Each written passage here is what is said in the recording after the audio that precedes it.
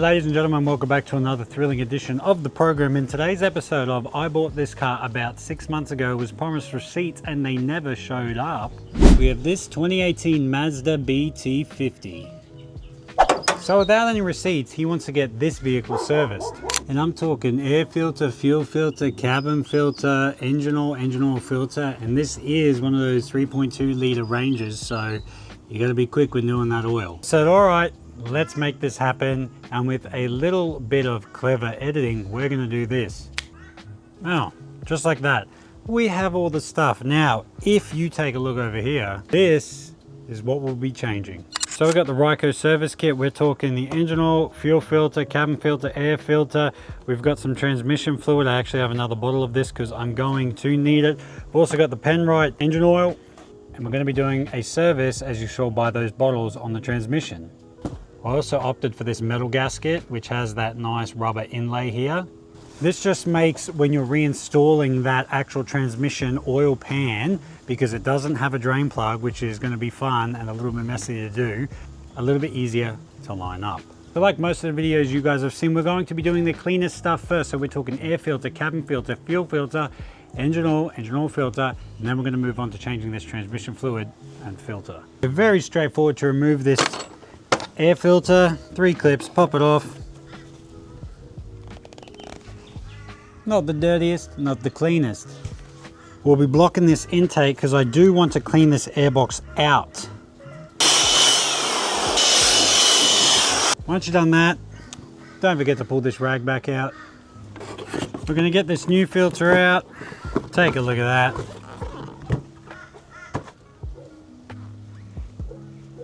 Now this does actually have a spot in where it seals, so make sure it's like so. So now you are good to reinstall it, making sure it actually seals properly.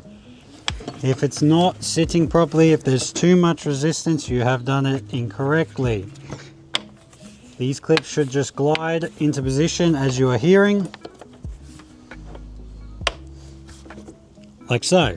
Now, as you know, I like to clean the map, whichever vehicle has it at a time, so we're going to do the same thing on this vehicle.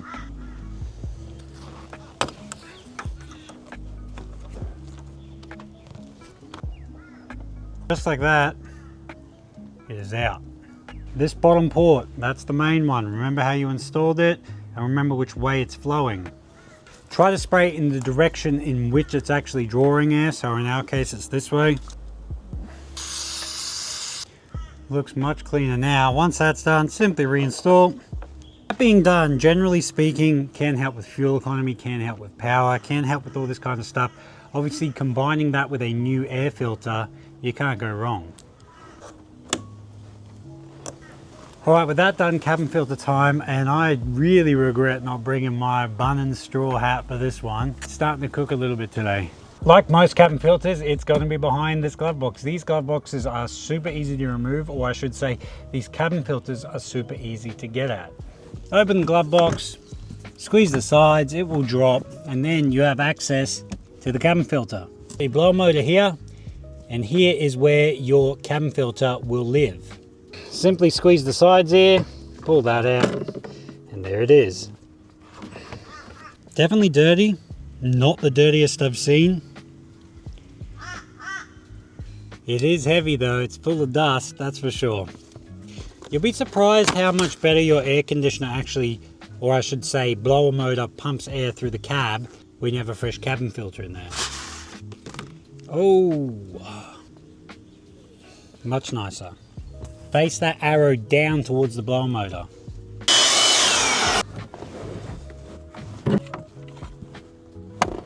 When you hear that click, that's how you know you've installed it correctly. You shouldn't be cramming it in there, you shouldn't be squashing it, anything like that. It should go in nice and smooth. And then just simply squeeze the sides. Now, that's a cabin filter changed. These fuel filter systems are pretty straightforward. Now, the good part about these are they don't have that old style prime bulb to actually pull fuel through the filter, and then sometimes if you don't do it right, well, then it cranks heaps and it's a bit annoying to start. These have a pump that you just cycle the key. I'm going to show you how to do, and it makes it so simple, but let me show you how to change it first. So here's your fuel filter. We got 4 lines connected to it. Oh, this isn't mounted too well. And then there's also going to be one plug you have to disconnect so then you can pull the whole thing out, which is right here. Get a little pick, it makes it way easier to get everything out. Simply lift up like so. This clip was actually kind of a bit how you going, but anyway, you can just pull this off. So that's 1 there, and that's 2, 3, lastly number 4. Now those are disconnected, but remember I said it's going to have this little sensor connection, so squeeze and pull away, and now you should just be able to remove the whole filter.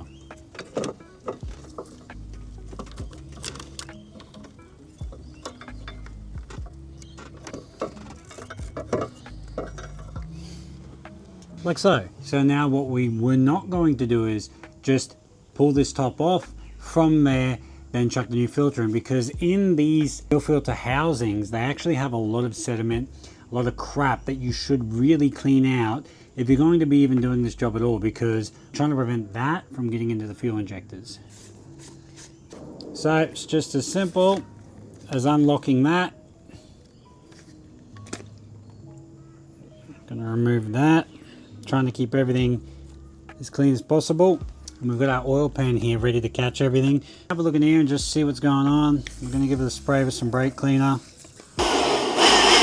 As you can see, that's absolutely spotless. Here's the fuel filter.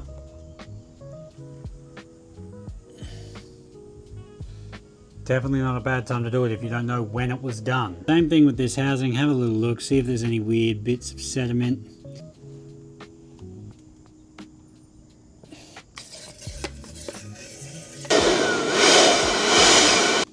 And as you can see, that is a lot cleaner. Now we have to chuck this new O-ring on. Dissolve one off. What I tend to do when I'm putting these O-rings on, I put just a small amount of brake grease on it, this kind of silicone based grease. The reason I do this is because it does help it make it not pinch and seal a little bit better. An example I can give is I had a guy, he did a fuel filter on his vehicle, called me out, Andrew, what's going on? It's turning off the lights every 2 seconds. There wasn't a fuel leak anywhere, this, that, the other, but then when I inspected it, the actual rubber was dry, it pinched, creating a smallest enough hole to give him that kind of troubles. And with these fuel systems, no air can get in or it will just never be right. So take your time in doing it. Now, for the actual filter time, what we're going to avoid doing is contaminating it. The way we are going to do this, I've still got the wrapper on the bottom of this. We do not want to touch this actual filter material. This just simply goes on like so. From there we can hold this up.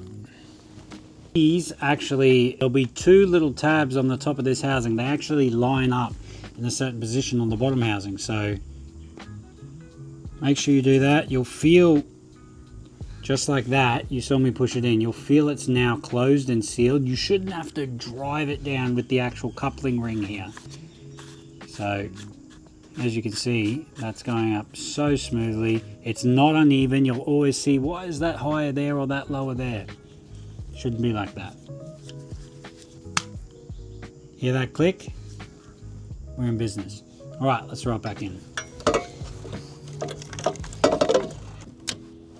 Spray it down with some brake cleaner.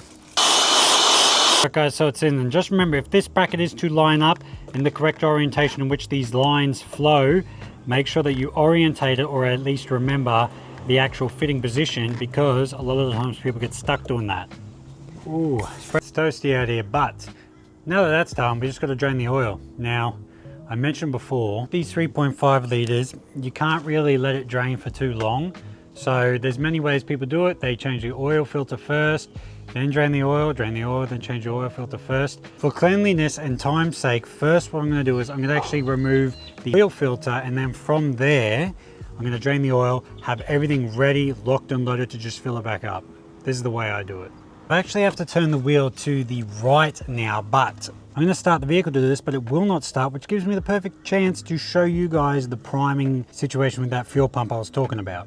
Because if you just try to start it now, it'll just crank for ages. So this is what you do.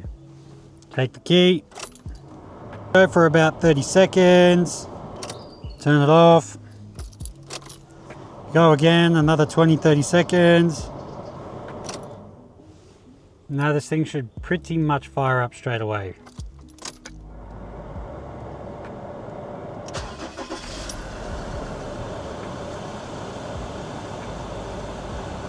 Just like that. Now behind this flap here, that is where the fuel filter housing is. Right there it is. So now what I'm going to do is remove this filter, change this O-ring, re-grease the rubbers like I mentioned before. From there, clean out that housing, throw it all back together, then we can drain this oil.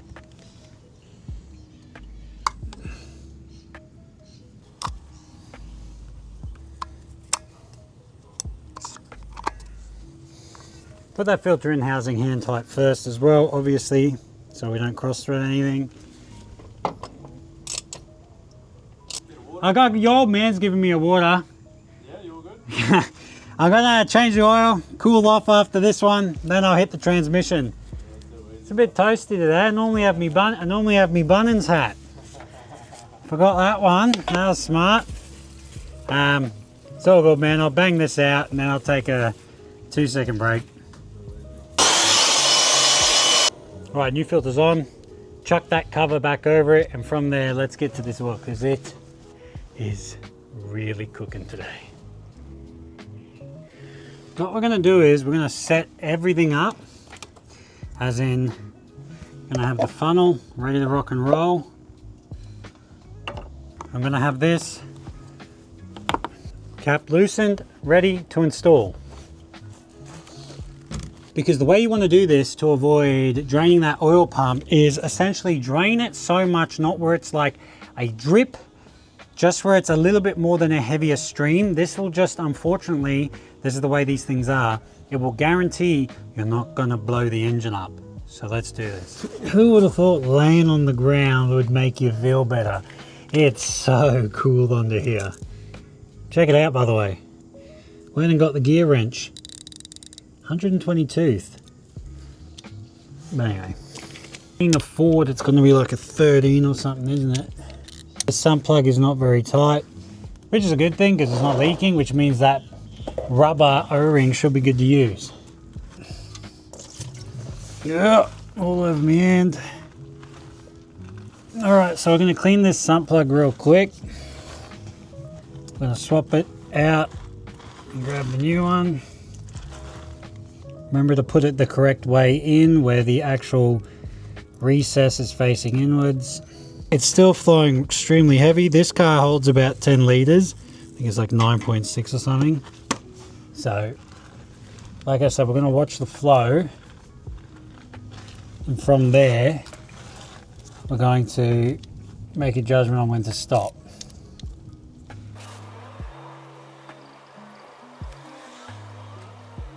All right, slow down heaps, that'll do. Something like that.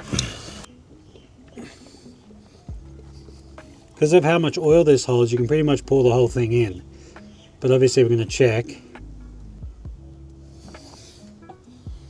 That would have been, in terms of from the oil coming out to me chucking that oil back in, no more than 6-7 minutes. But that's all right. It's pretty much bang on perfect. Obviously I have to run it, which is what I'm going to do now. If you hear this sound when I start it, the engine's no good anymore. But it won't do that.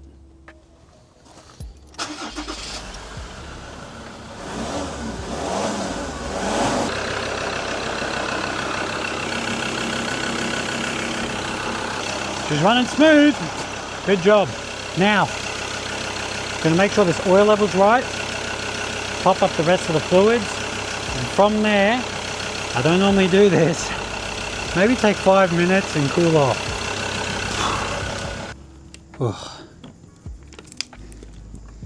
Shout out Mr. Customer for looking after me and giving me some water.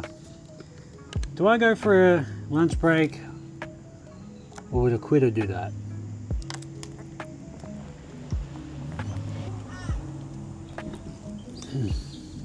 Top up the fluids, do a couple other little things here and there.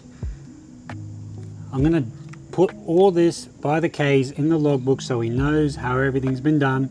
So then if he is going to get a service by me in the future, I know next service, check up on everything, oil, filter, all of that kind of stuff.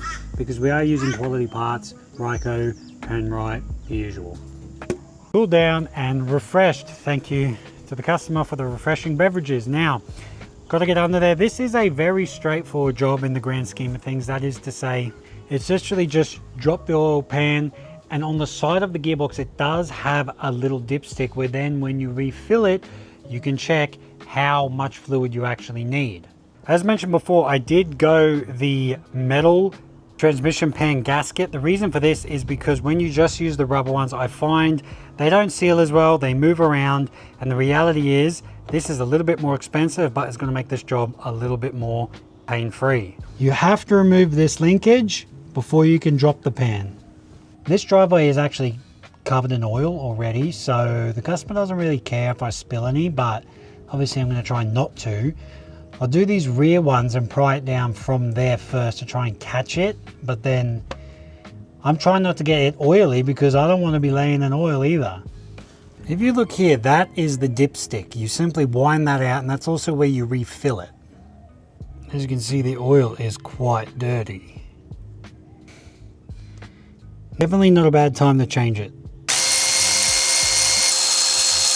They're all 8mm, and being 8mm means when you tighten them, you do not have to do them up very tight or you will snap them in this transmission. But loosening them ain't a problem.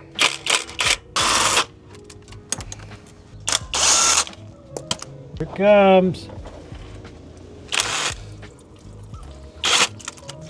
You know, the real question is, why did Ford not just put a drain plug? Is this really so crazy to think?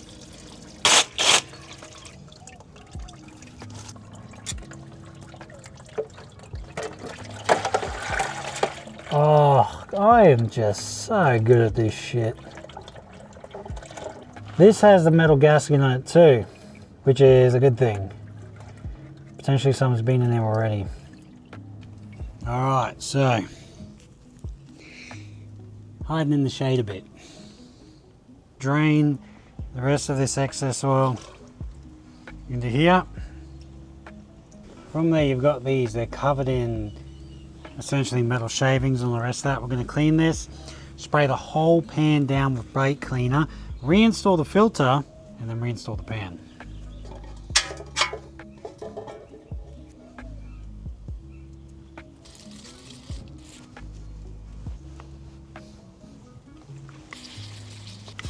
So that sounds about right.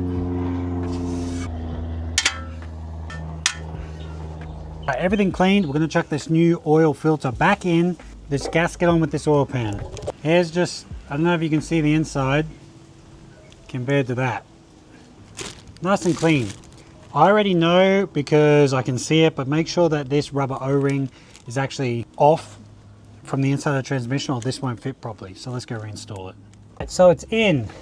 I messed this up a little bit for some reason. Maybe it's the heat stroke, maybe it's something else. But anyway, because I didn't see where this came out, there's this huge hole here. And I was thinking, maybe it goes there. It does not go there.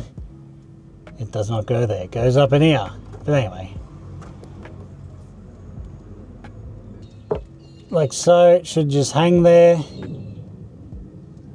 And then we can put this gasket back on.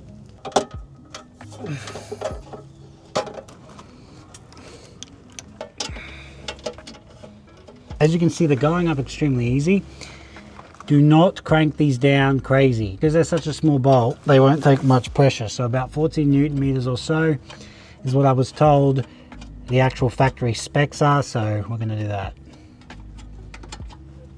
So I pretty much just nipped them all up with the rattle gun. on the lowest setting. And I'm just going over to feel them. Then we'll go a crisscross pattern. And then that'll be done.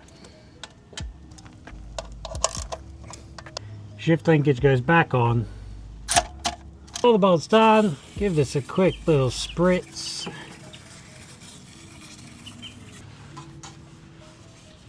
You remember the fill plug?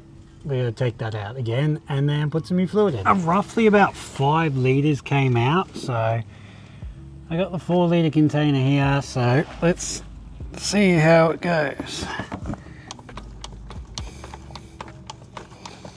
Alright, so the bottle's empty. I'm going to pour the old fluid back in here. I know I spilt a bit and missed a bit, and ultimately I will be checking that level, but I just want to make sure, or at least have an idea of how much has come out. So if this fills up and there's still some left, well, we're going to keep going. Definitely filled up more than 4 litres. I dare say about at least 5 litres, but I'll probably chuck a litre in and then check the dipstick, because we're in the safe zone now at this point. When checking this, there'll be an A-B mark on this, so B is cold and A is hot. Beautiful. Alright, attachment that locks it down. Gear wrenches come in handy. Bend it that way, lock it in place, snug it up. From there, get the hell out of underneath here. Big cleanup, wash my hands, all this kind of stuff, fire it up, potential test drive. No warning lights, that's good. That's fucking always a good sign, mate. 4:30 p.m. I know I'm dirty, don't kill me in the comments. He told me to jump in because he wants me to come along. He's cruising around. 4:30 and it's still like 36 degrees. Cooked, well done today. But anyway, who cares about that? What's important is making sure the customer's happy, he's feeling good, he's liking the vehicle, it's shifting correctly. Feels like 39, brother. Feels like 39, there you go. I've lost it. You saw the oil filter part. I don't have many brain cells to sacrifice, and this heat is cooking me up. How's she feel? Feels alright. Alright. Shit, only alright? Feels fantastic. Fantastic, that sounds a bit better.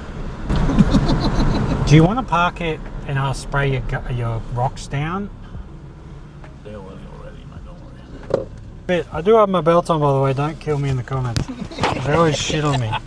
Alright, I'm going to end the video here because I'm seeing double at the moment. But what I'll do is I get my good customer to give us, what do you reckon? Happy, sad? Would you 10 out of 10, mate. But you already knew that. Alright guys, thank you so much for watching. Like, share, subscribe, check out the other stuff. If you want to get in contact with me, hit up this Facebook page here. If you want to email me down below. If you want to buy something from the store, jump down below. I sell some cool things. And if you want to join the members section, jump over and join. It really helps the channel. Anyway, thank you so much for watching guys. I'll see you in the next one. Peace.